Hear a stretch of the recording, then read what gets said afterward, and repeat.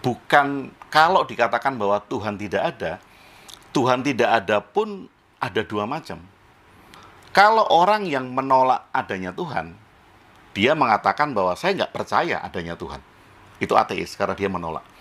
Tapi orang yang tidak punya konsep teologi, tidak punya konsep Tuhan, bagaimana dia bisa menolak Tuhan? Orang konsep aja nggak ada. Konsep nggak ada. Konsep saja nggak ada. Memang dia nggak merasa. Iya, karena dia tidak punya konsep Tuhan, bagaimana dia bisa menolak Tuhan? Iya. Jadi semua hal yang dibicarakan tentang Tuhan, dia pasti akan terima, karena dia nggak punya konsep itu. Konsep penerimaannya ya adalah agama murni tadi. Agama ajaran baik, ajaran budi pekerti, tanpa konsep-konsep tentang Tuhan. Nah, selama kalau ada teman-teman yang menolak adanya Tuhan, atau mengatakan bahwa Tuhan tidak ada,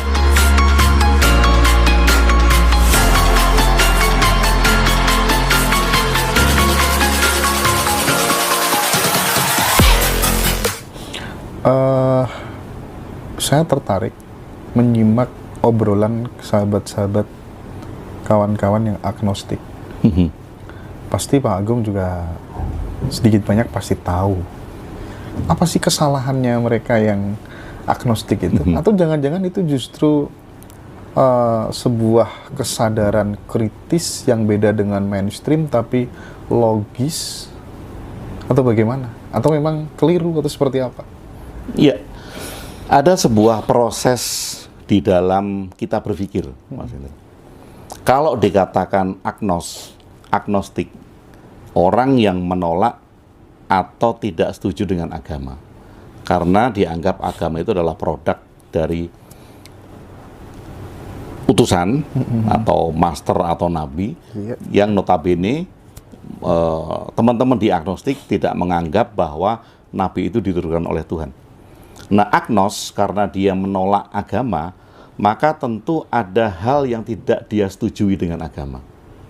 Tapi mungkin saja, koreksi bila saya salah, bila ada teman-teman agnostik yang mendengar, bahwa sebetulnya yang kita tolak, kalau kita agnostik, yang kita tolak itu apa? Apakah yang kita tolak agama? Atau yang kita tolak adalah konsep teologi? Karena di dalam agama itu ada konsep teologi. Nah, kalau kita pisahkan agama dengan konsep teologi, agama akan menjadi murni. Karena yang menyebabkan perpecahan, yang menyebabkan perselisihan, yang menyebabkan ditolak karena dianggap bahwa agama itu tidak membawa kebaikan, karena ada perang, ada perselisihan. Tentu bukan agamanya, tapi konsep teologi, perbedaan konsep teologi. Berarti akan lebih pas, akan lebih ideal jika kemudian beragama tanpa konsep ketuhanan, Pak Agung. Iya, dan itu mengapa leluhur-leluhur kita di Nusantara dulu itu bisa menerima semua yang masuk ke Nusantara, karena mereka tidak punya konsep teologi. Kalau orang sudah punya konsep teologi, dia akan menolak konsep teologi yang lain, karena nggak sama. Betul. Oh, aku punya konsep Tuhan ini, kamu punya konsep Tuhan itu. Tuhanmu boleh makan ikan, Tuhanku nggak boleh makan ayam, misalnya gitu kan. Nah, kemudian dia akan berselisih karena konsep teologinya bukan agamanya. Nah, kalau kita bisa melihat agama secara murni, agama tidak menyebabkan peperangan, agama tidak menyebabkan perselisihan, karena agama adalah ajaran baik. Nah, ajaran baik dimanapun juga sama, universal gitu. Tidak mencuri, tidak menyakiti orang, tidak merusak, tidak merugikan. Semua ajaran baik sama. Yang tidak sama adalah konsep teologinya. Karena perintah Tuhannya menjadi berbeda-beda. Itu yang menjadikan kacau di sana. Teman-teman di TikTok nanti silakan kalau misalnya ada titip pertanyaan buat Pak Agung, mumpung ini live ya. Teman-teman sudah pada ngumpul semuanya karena mendengar sebuah tema yang berbeda dari biasanya. Ini sangat istimewa. Saya kalau udah kadung ketemu orang model gini betah ya. Oke. Menarik, agama tanpa konsep teologi. Ini sesuatu. Tapi ada dua hal, Mas Indra, sebelum saya lupa tadi. Karena kalau saya agnostik, saya akan tidak setuju dengan agama. Karena agama mereka menganggap bahwa agama bukan produk Tuhan. Oke. Otomatis kalau saya menganggap agama bukan produk Tuhan, saya akan menolak agama. Jadi namanya agnos, menolak. Sama dengan ateis. Ateis itu adalah orang yang menolak adanya Tuhan. Ada teis, kemudian ada ateis. Dia menolak Tuhan. Bukan, kalau dikatakan bahwa Tuhan tidak ada pun ada dua macam. Kalau orang yang menolak adanya Tuhan, dia mengatakan bahwa saya nggak percaya adanya Tuhan. Itu ateis, karena dia menolak. Tapi orang yang tidak punya konsep teologi, tidak punya konsep Tuhan, bagaimana dia bisa menolak Tuhan? Orang konsep aja nggak ada. Konsep nggak ada. Konsep saja nggak ada. Memang dia nggak merasa. Iya, karena dia tidak punya konsep Tuhan, bagaimana dia bisa menolak Tuhan? Iya.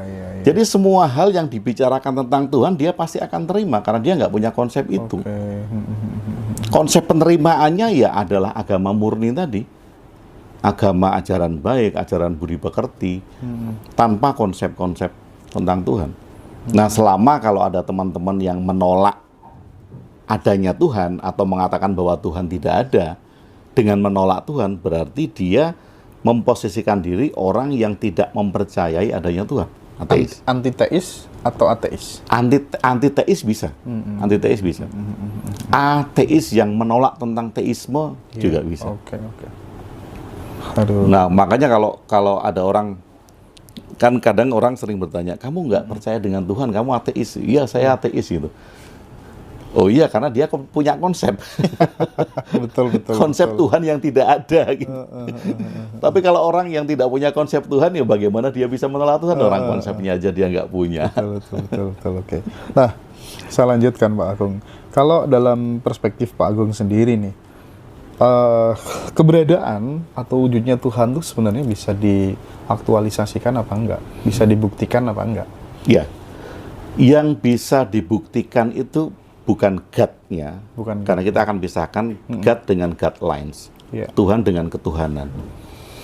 Kalau kita bicara Tuhan sebagai personifikasi, Tuhan sebagai sosok, Tuhan yang dicari, yang akan ditemui nanti, kemudian Tuhan yang akan dibuktikan dia ada atau tidak, ini nggak akan ketemu. Titik temunya nggak akan ada, karena Tuhan ada nggak ada buktinya. Tuhan tidak ada juga nggak ada buktinya. Semuanya nggak bisa membuktikan. Kalau yang ada nggak bisa buktiin. Katanya Ahmad Dhani, ada dan tidak adanya Tuhan suatu hal yang sama. Iya, karena sama-sama nggak bisa dibuktikan. Nah, satu-satunya yang bisa kita wujudkan secara nyata adalah guidelines, ketuhanan. Nah, ketuhanan inilah sesuatu yang dimungkinkan manusia bisa mengimplementasikan itu. Kasih sayang, cinta kasih, perdamaian, ini adalah guidelines, ini adalah ketuhanan yang bisa secara nyata kita wujudkan bersama-sama. Nah, kalau kita terjebak seperti tadi, kalau kita terjebak di dalam konsep ketuhanan, maka guidelines ini terlupakan. Yang diributkan ya hanya konsep Tuhan melulu, konsep teologinya yang diributkan. Sementara lah kok sesajen saja ditendang misalnya gitu. Kemudian ada orang sedang merayakan budayanya dilarang. Orang patung juga dilarang, ini kan repot itu. Patung sampai ditutupin terpal. Gitu. Patung diminta untuk sama konsep teologinya, ini kan repot itu. Oke. Jadi akhir-akhir ini memang banyak problem-problem seperti itu, Pak Agung. Ibadah digerebek ya. Yang terbaru di Bali itu nyepi, ditutup semuanya, orang Madura ngamuk-ngamuk, gitu kan, ya, model-model kayak gitu. Nah, berarti dogma bahwa hanya ada satu ada itu sebenarnya sumber perpecahan di tengah-tengah masyarakat. Jika kemudian semua menyadari banyak ada, itu justru kemudian kan kita menghargai satu sama lain. Iya, betul Mas Dara. Sebetulnya semboyan kita Bhinneka Tunggal Ika ini kan sudah sangat bagus sekali, kan? Sudah sangat mulia sekali. Tapi nggak akan bisa terwujud sampai kapanpun, selama kita masih memegang atau terikat dengan konsep teologi. Saya bukannya meminta untuk melepaskan konsep teologi, sama sekali tidak, jadi jangan disalahpahami. Konsep teologi ada sebagai proses akademik, silahkan. Karena itu munculnya dari proses akademik, untuk konsumsi sekolah, untuk konsumsi akademisi, untuk teologi itu. Itu dipelajari sangat oke sekali. Selama mempelajari konsep teologi, kita belajar tentang bagaimana sih sejarah manusia mengadakan Tuhan. Sejarah manusia mengadakan Tuhan. Tuhan. Sekarang misalnya gini Mas Indra, saya lahir, kemudian di lingkungan saya itu aman. Tidak ada banjir, tidak ada petir, tidak ada bencana. Kemudian saya makan, tinggal makan, ya ada buah-buahan, ada padi, segala macam ada. Maka saya tidak muncul rasa takut. Kalau saya tidak muncul rasa takut, maka saya tidak mencari sesuatu yang saya anggap bisa melindungi saya. Oke. Tapi karena kita hidup, ya sejarah manusianya hidup dengan peradaban yang bermacam-macam. Ada peradaban yang sangat dingin sekali, ada peradaban yang di mana bencana sering terjadi. Ya sebenarnya bukan bencana, tapi bumi sedang bergerak, kerak-keraknya. Nah, dengan ketakutan itu kan manusia menginginkan satu sosok yang bisa melindungi dia. Nah, kemudian muncullah konsep ada tadi.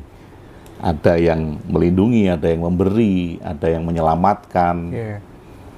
Nah, ini kalau tidak disadari, kita akan masuk ke dalam konsep itu dan terikat dengan konsep adanya tersebut.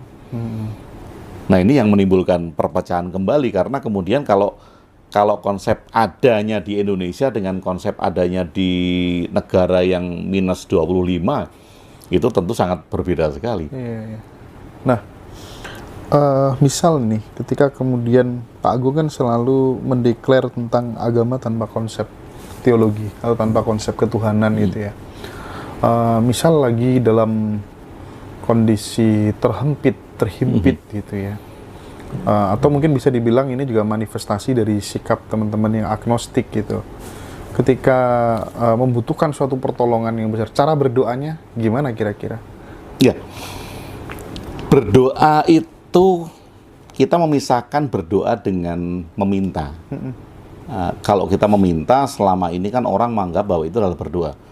Saya minta rezeki, saya minta kesehatan, kemudian saya berdoa kepada sesuatu yang saya anggap itu bisa memberikan kepada saya, berdoa. Nah, kalau kemudian kita menyadari bahwa kita beragama, kita berajaran baik, melakukan ajaran-ajaran baik. Ya. Kita beragama itu kita melakukan ajaran baik, tapi tanpa konsep teologi. Lalu kepada siapa saya meminta, gitu kan? Kepada siapa saya meminta? Nah, kehidupan atau keberadaan ini memberikan jutaan atau bahkan miliaran probabilitas. Samudra kemungkinan tak terbatas. Samudra kemungkinan tak terbatas. Karena apa? Karena kalau saya melakukan usaha A, hasilnya bisa B, bisa C. Kalau saya malas, ya saya nggak dapat apa-apa gitu. Kalau saya rajin, ya saya dapat hasil gitu. Nah, hal-hal seperti ini yang kemudian jarang kita sadari apabila dari kecil kita sudah diberikan dogma bahwa ada loh sesuatu yang lebih besar dari kamu yang bisa membantumu. Sehingga apa? Sehingga kita tidak bertanggung jawab terhadap diri kita sendiri. Kalau saya bikin usaha gagal gitu, aduh Tuhan sedang menguji saya. Gitu. Kemudian saya berdoa, ya Tuhan. Dan saya tidak belajar bahwa kegagalan itu ya karena saya sendiri. Kalaupun kemudian saya berhasil, ya saya mengupayakan itu. Nah, ketidakmandirian itulah yang kalau saya melihat banyak terjadi karena dari kecil ada dogma bahwa ada Tuhan yang akan membantu kamu bila kamu terpuruk. Dan kita tidak menjadi manusia yang bertanggung jawab. Kita selalu menyalahkan sesuatu yang lain dan minta pertolongan pada sesuatu yang kita anggap itu sebagai Tuhan. Artinya di dalam konsep beragama tanpa konsep ketuhanan tadi, patokannya adalah pada hukum kausalitas saja. Jika kemudian ingin mendapatkan kebaikan, ya sudah, lakukan kebaikan terus-menerus, kita panen gitu atau gimana? Iya. Jadi sebetulnya bukan hal yang mutlak juga Mas Indra, karena tidak ada yang menjamin kalau kita berbuat baik kita akan mendapatkan kebaikan. Gitu ya? Itu nggak ada yang menjamin juga. Tapi setidaknya kita tidak mencoba untuk berbuat jahat. Siap. Tapi bukan mengharap kalau saya berbuat baik saya akan mengharap kebaikan. Itu probabilitasnya nggak ada yang memastikan itu bahwa kamu berbuat baik kemudian akan mendapat kebaikan, itu juga nggak ada. Iya. Tetapi kita sadar kalau kita bertanggung jawab terhadap diri sendiri, tidak ada sesuatu di luar sana yang akan mengubah kita, maka kita dari awal sudah bertanggung jawab, kemudian mengetahui kalau saya berbuat A, kemungkinan resikonya adalah ini. Kalau saya berbuat B, kemungkinan resikonya adalah ini. Kalau Pak Agung dulu kan profesinya pramugara ya? Iya. Di maskapai apa? Di salah satu maskapai terbesar di Indonesia. Waduh. Nah, pasti Pak Agung sering berinteraksi dengan yang namanya profesi pilot, ya Iya. kan? Ketika kemudian pilotnya ini seorang penganut monoteisme, Ya. atau dia beragama secara mainstream, ketika kemudian terjadi trouble dan lain sebagainya, maka sudahlah, yuk berdoa, mudah-mudahan ada keajaiban. Begitu. Berbeda kalau kemudian pilotnya itu menganut agama tanpa konsep ketuhanan, maka dia akan mendayagunakan seluruh tenaga pikirannya, tekan tombol ini itu, sehingga kemungkinan untuk selamat itu lebih besar. Bisa dianalogikan begitu nggak kira-kira?